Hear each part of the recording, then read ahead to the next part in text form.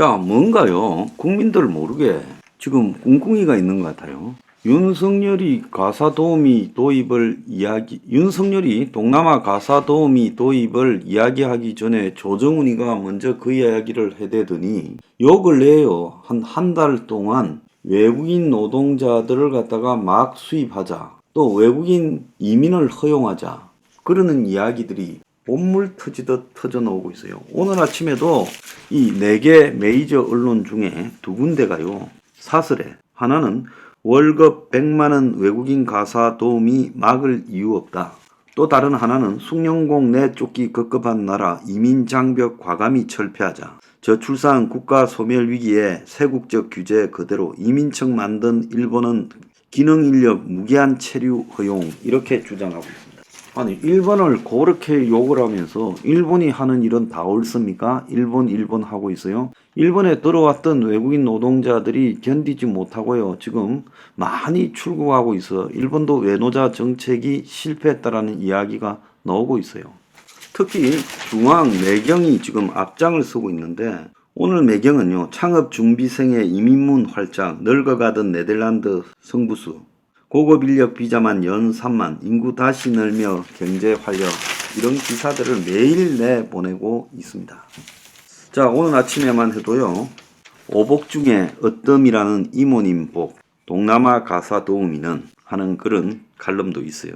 자, 조원 집에 이 식모노, 요즘 이모님이라 그러죠. 이걸 만나는 거는 3대가 덕을 쌓아야 가능하고 워킹맘에게는 이모님 복이 오복 중에 어뜸이라고 한다. 자, 그래서 미덕기는 친정엄마 같은 한국인 이모님이 최고지만은 조선족 도움을 받는 집이 많다. 싸고 입맛 비슷하고 중국어 조기 교육이 가능하며 육아 살림에 이것저것 조언을 삼가하기 때문에 편하다. 올 하반기에는 서울에서 동남아 출신 이모들을 만나게 될 가능성이 있다. 자, 그러면서 이제 시범사업이 서울시에서 하는데 월 100만원 이하, 싱가포르에서는 36에서 76만원, 싱가포르에서는 38에서 76만원 등의 주장이 있지만 최저임금법이 적용되면 급여는 210만원 수준이 된다. 한국인 경우 주 5일 출퇴근 도우미는 250에서 300, 입주는 350에서 400이다. 자, 동남아 이모들에 대해 걱정도 많다. 말도 문화도 달라 서로 불안과 불편을 호소할 가능성이 많다. 자, 이웃 일본이 지금 참고해야 될 나라인데 여러 가지 문제들, 인권 침해라든지 조기 귀국 문제들도 생기고 있다. 자, 이렇게 이야기가 있고 하나는 외국인 가사 도우미 도입, 육아를 쉽게 할 거다. 다른 하나는 수요가 있을지 의문이다. 어느 문제 등 실효성이 부족하다라고 지적하는 사람도 많습니다. 그런데요, 지금 윤 정권이 직접 대통령이 이 문제를 언급하면서 출산율을 해결할 수 있을 것처럼 말하고 있는데 외국인 가사 도우미를 도입한 나라들 중 출생률 증가 효과가 없었다고요. 노동부 토론회에서 조혁진 노동연구원 연구위원이 발표를 했어요.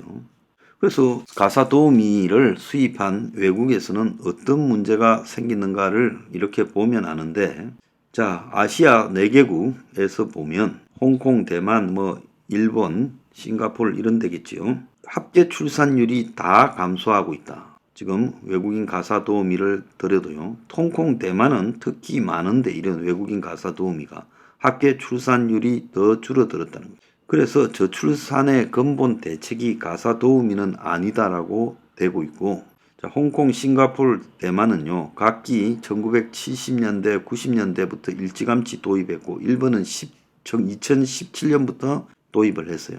일본 같은 경우에도 인권 침해가 생길 우려가 높은 입주형은 금지하고 있고 내국인과의 임금 차별을 금지했다는 거예요.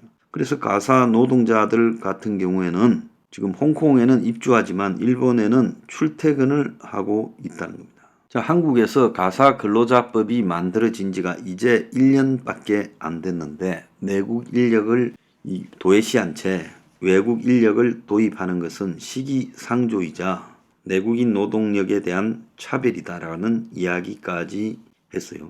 정부의 영향을 받는 노동연구원의 연구위원이 이렇게 말할 정도면 이거는 볼 것도 없는 거 아닙니까?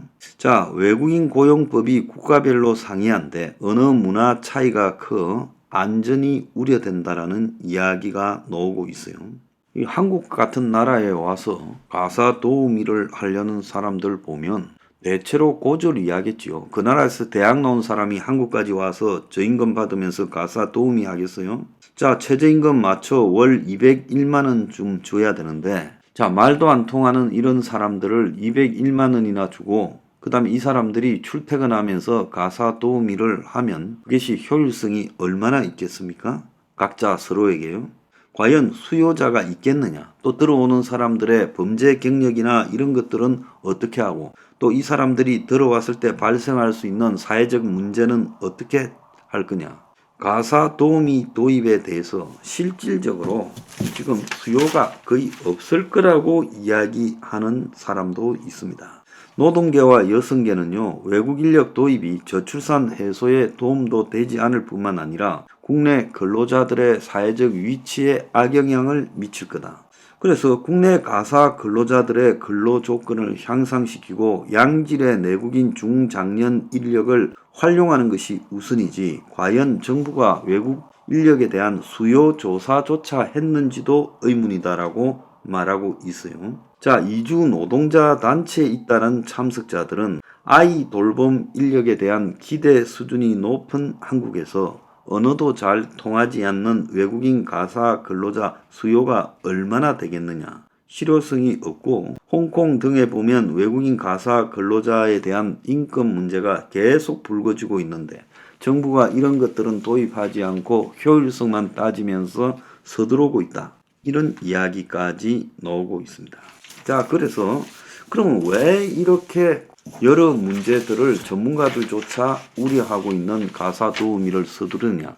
가사 도우미가 본질이 아니다는 거예요. 궁극적으로 가사 도우미를 스타트로 해서 가장 명분을 갖다가 내세우기 좋잖아요. 가사 도우미. 저출산을 해결하고 일하는 여성, 맞벌이 여성 그런 사람들의 고통을 저렴하게 들어줄 수 있다. 근데 실질은 그 사람들이 목적이 아니라 기업들이 싼 외국 노동력을 대량으로 도입해서 한국 노동력을 대체한다. 자, 민노총 믿다고 외국인한테 맡겨서 되겠습니까? 지금 그게 본질 아니에요? 그래서 외국인 인력에 대한 그야말로 이 상한이나 통제를 풀어버리는 거. 그리고 외국인 이민에 대한 통제를 풀어버리는 것이 본질적인 목적이다. 저는 그렇게 생각합니다. 본질을 숨기고요. 가사 도우미, 그 여성들, 일하는 여성들을 겨냥해서 그들을 생각해주는 척 하는 것이 정말 가소롭습니다.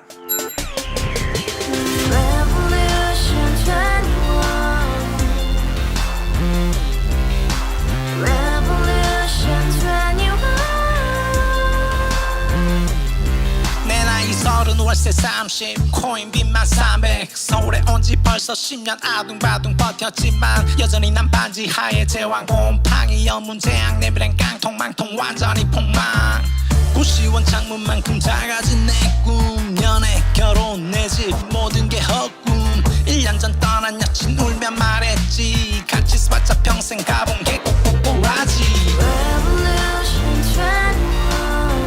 가바후스 700 나도 소유주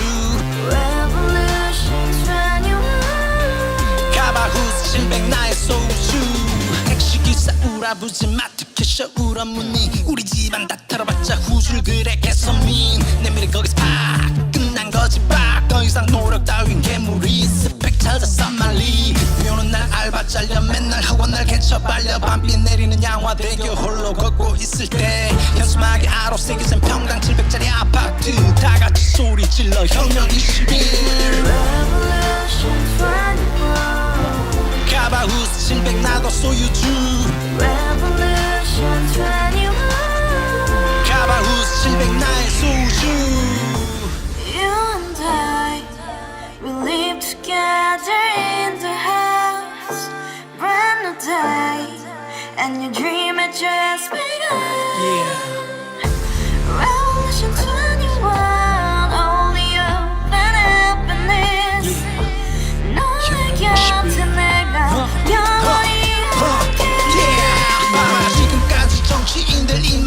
찝찝찝 개소리 멍멍멍 쳤다 하면 뻥 잘난 부모